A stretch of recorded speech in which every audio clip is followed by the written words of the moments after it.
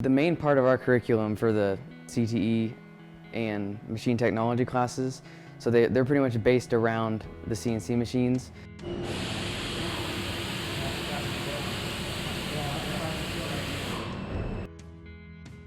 I know a lot of other places and states especially don't have this kind of opportunity that we do, so I definitely feel blessed to be ahead many years in high school, being able to have this opportunity to just work on machines like that. Yep.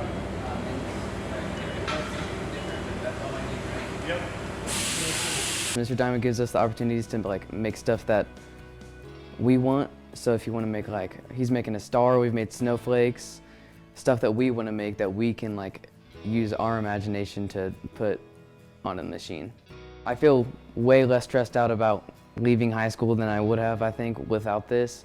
There's going to be something for me, hopefully, that sets me above people that wouldn't have had something like this before.